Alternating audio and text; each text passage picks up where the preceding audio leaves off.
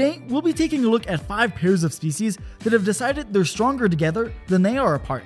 This is a story of symbiosis. Don't forget to subscribe so you never miss an upload, and let's jump in.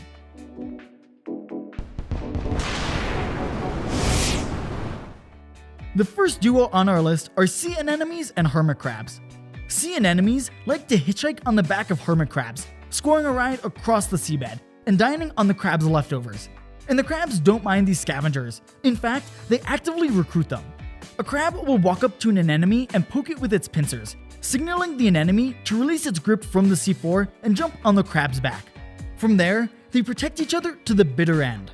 The anemones use their barbed tentacles to fend off hungry octopuses and other predators that can pierce through the crab's tough shell.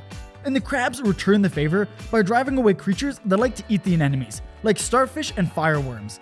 It's a shared protection strategy with some free food on the side. And these two aren't the only ones sticking together under the sea. Danger, danger! That's what the frantically flapping tail of a goby fish says to the near-blind snapping shrimp. In a crafty collaboration, snapping shrimp construct and maintain burrows in the seabed, while the goby fish stand guard. During the construction of their home, shrimps have to leave the security of their burrow to dump the sand they dug out. Throughout this hazardous journey, these shrimp maintain constant contact with their goby fish, using their antenna. When the goby fish sees a potential threat, it starts wiggling its tail against the shrimp's antenna, or into the burrow's entrance, warning the shrimp of the impending danger. In return for their faithful service, the goby fish get to share the burrow and call it home, sleeping with the shrimp at night and using it as a convenient shelter in the face of danger. But the ocean isn't the only place species work together. African oxfactors have an interesting relationship with most of Africa's large mammals. They were once thought to be totally helpful, eating the ticks off the backs of zebras, elephants, hippos, and other large African animals. While they do eat ticks, their real purpose is a bit more nefarious. They're actually vampire birds, sucking the blood out of the open wounds ticks create. They show how the line between symbiotic assistant and parasite can be blurred. Although, it seems most mammals put up with their blood-sucking behavior in exchange for their service. They also act as an early safari warning system by producing a hissing scream when startled, warning of incoming danger. So far, we've talked about some pretty big partners, so how about we turn to some tiny ones? If you think humans invented agriculture, think again.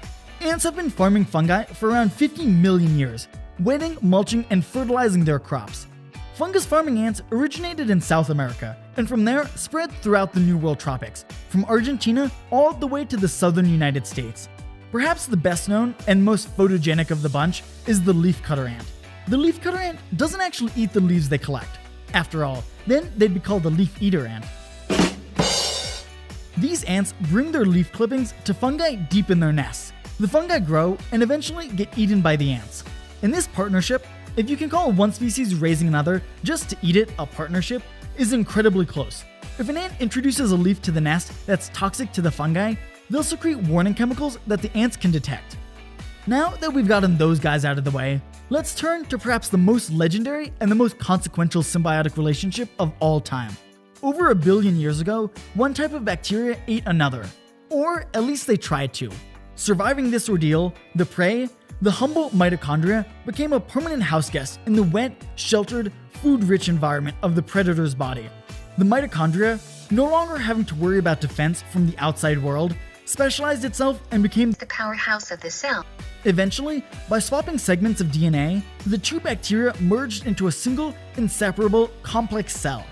This partnership was so successful, descendants of this original cell flourished, ultimately becoming the ancestor for nearly all multicellular life, including our own species. These 5 pairs of species show that despite the dog-eat-dog world out there, sometimes it's best to have a friend.